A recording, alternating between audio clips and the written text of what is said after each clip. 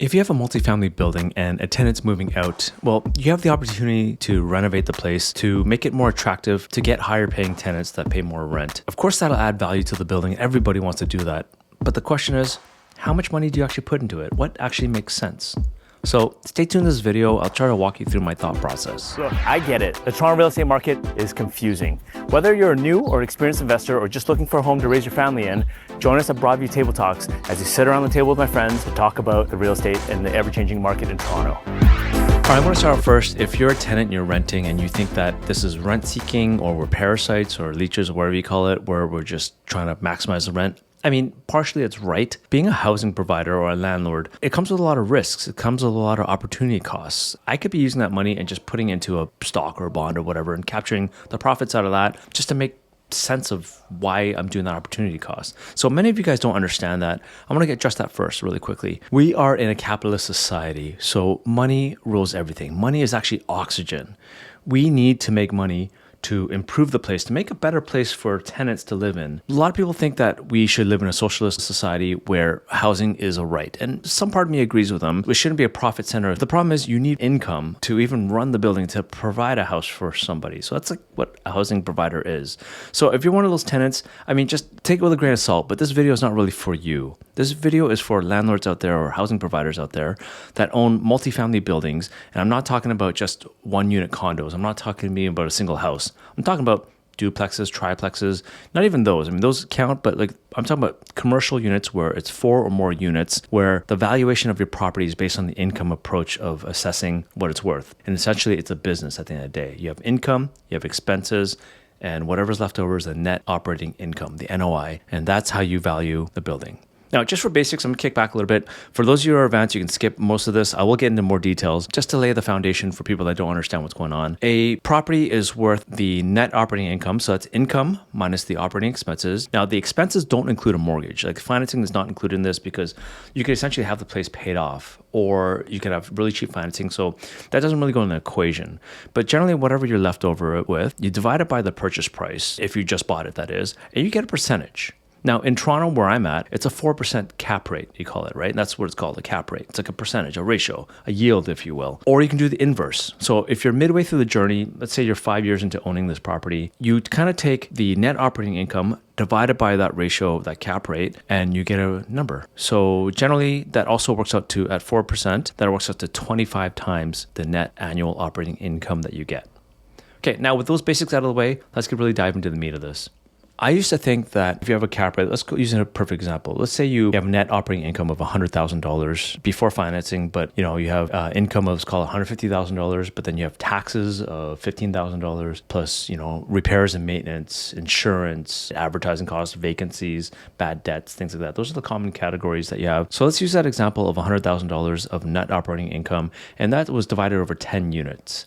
Let's just say you were able to raise each unit by $1,000. So you're going to get $110,000 net operating income and keep all the expenses the same. So that's only $1,000 per year per unit. So $110,000 times 25 or divided by 0.04 gives you a valuation of $2.75 million. So you basically increased your property value by $250,000 just by increasing the rents by $1,000 per unit or $10,000 per year for everybody in the entire building. Now you can see why it makes sense to want to really have it bottom line driven and having your net operating income increase so much. With that money, again, to the tenants out there, it's not for greed necessarily like that. It's for financial performance. A lot of hiccups happen along the way. Expenses continue to increase. Property taxes go up. Yes, your net operating income is driven a little higher, but what if you have investors in the place? They're going to want to see an investment return, and whatever they do with the money is whatever they do with the money.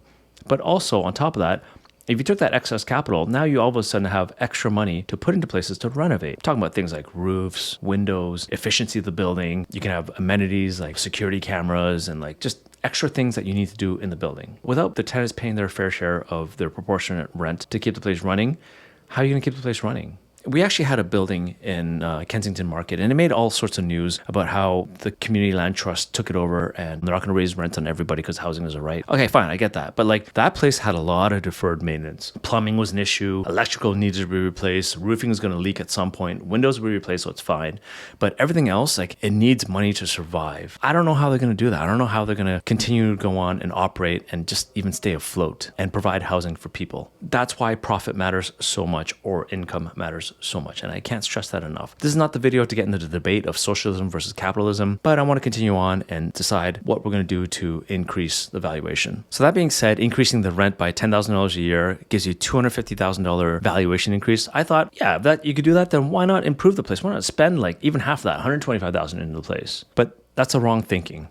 I was talking to my good buddy John, who is a fellow multifamily investor in the States. He suggested you got to look at your cost of capital. Look how much it costs you for your mortgage to get those funds to actually do the renovations. Yes, you'll improve the value by $250,000 in that example, but you can't live off that. It doesn't pay your expenses. That valuation is a number. It goes up and down. It's so general. It ranges on a variety of things. If you already have that renovation budget set aside in your bank account, you could just put it in a GIC and get 5%. Like that's considered the risk-free rate. So that's your baseline capital. If you're not going to get a 5% return on that or more, then it doesn't make sense to do it.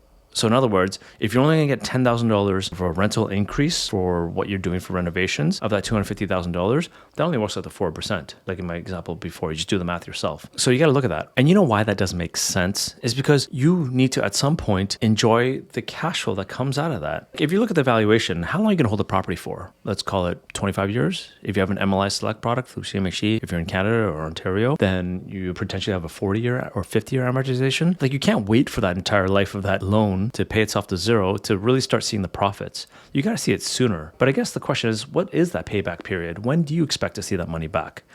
So the way I looked at it is that this is a very general case, first of all, so it doesn't apply to everybody. You got to look at your cost of capital. If you get borrowing at like, let's call it 4%, you got to deduct that off the top, first of all. So your minimum baseline just to cover your cost of the renovations is 4%. Unless you're just feel like doing a charity and you just feel like putting money into it for the sake of it, for your tenants to have a nicer place, sure, go for it. So instead of the valuation metric, you should look at like how much value you can increase. That's a nice side bonus. Capital appreciation is great, but that number goes up and down all the time. And that's just a number on paper. It doesn't really even matter. What you got to look at is truly the cash flow, because money's not free. It comes at a cost. But at the end of the day, this is a business. Otherwise, you're not taking that risk for no reason at all. The better way to look at it is to see how much of a rent increase you're going to get. Let's just say you're getting $2,000 a unit. If you rented it out again and you didn't do anything, you'd get $2,000 per rental unit. But if you were to increase the place by putting in new kitchens, new bathroom, new countertop, new appliances, all the things that matter, like even the laundry, or you change the windows, add air conditioner, remove walls, add bedrooms, things like that. If you put those renovations in, how much of a return will you get? In this example that I'm using, the unit would probably rent out for $2,000 a month without doing anything, just putting it on the market. And the reason why I know this is because if you rent a one-bedroom condo in the area, then you're looking at $2,500. So if you rent it for $2,000, it's pretty realistic that you're going to find a tenant that is okay with a subpar place. You're not going to get a brand new condo. You're going to get an older apartment building. Fine.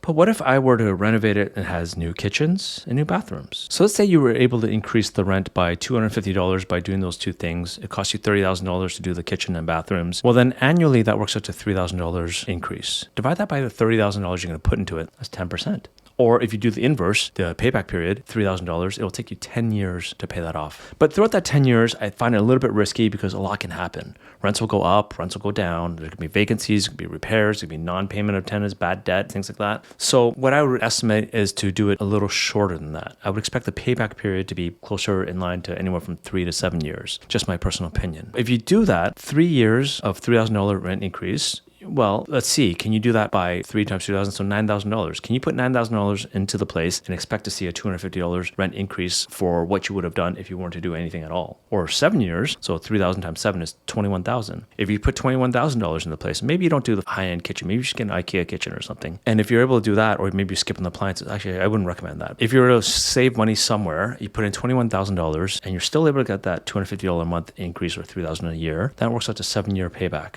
Or if you do the numbers in reverse, you take the $3,000 divided by the $21,000, that gives you 14 or 15%. In Canada, with the CMHC MLI Select, you're going to get rates at, let's call it around 4% plus or minus. You take that 4%, that's your cost of capital, because otherwise you can just invest it into a bond or a stock or something relatively safe, and you can get at least 5% by doing nothing. And there's no risk. So that's the risk-free rate. As you know, you get that 1% spread and you make 1%. Great, before taxes and everything, of course.